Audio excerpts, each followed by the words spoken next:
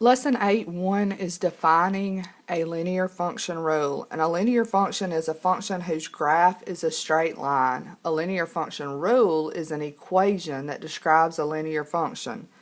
So this graph is a straight line and its equation is y is equal to x plus 4. So this is a linear function.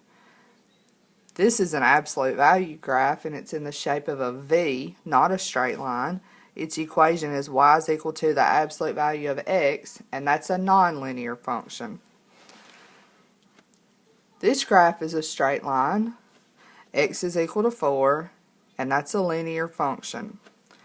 Alright, sometimes we need to match linear functions to their given graphs. So we can look at these graphs and we can figure out their slope and their y-intercept, and we can use the form y is equal to mx plus b to know what the equation is.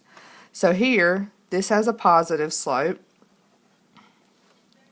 I'm going to use this point and this point. We go up 2 over 2, so the slope is 2 over 2, which is 1, and the y-intercept is 0 because it goes through the origin.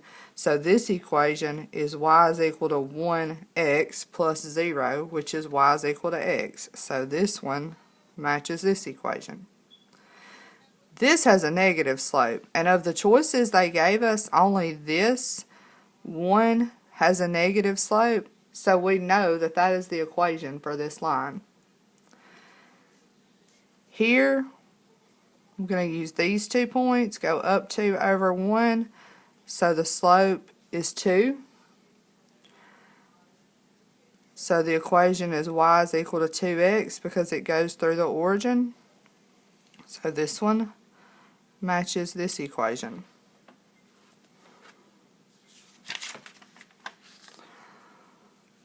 Alright, linear function rules look different from other function rules. Linear functions have an x value and nothing can be happening to the x like absolute value, or it can't be squared, or the x can't be in the denominator, or whatever your variable is.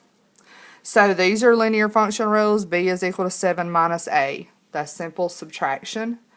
That can happen in a linear function. D is equal to 3 times t. D is equal to 3t. That is a linear function. Y is equal to 4x minus 1. There's some subtraction there. That's perfectly fine in a linear function. Z is equal to y divided by 2. Now the variable can be in the numerator and it still be a linear function. Okay, so these are linear functions. These are some examples of things that are not linear, that are nonlinear functions. Y is equal to the absolute value of x. That graphs a V shape. Absolute value graphs a V shape, so it's nonlinear. A is equal to s squared. Anytime you have your variable squared, you get a parabola. And y is equal to 5 over x. That's nonlinear because anytime you have x in the denominator, you get a graph that looks like this. 2 separate curves. Alright, so let's decide if each of these functions is linear or nonlinear. Y is equal to x squared. X is being squared, so this is nonlinear. Y is equal to 8 over x. X is in the denominator, so this is nonlinear. Y is equal to 4x. This is linear. Y is equal to x minus 2. This is linear. And y is equal to negative 3x. This is linear. So anytime you have your variable squared, your variable in the denominator, or variable inside the absolute value bars, that's nonlinear.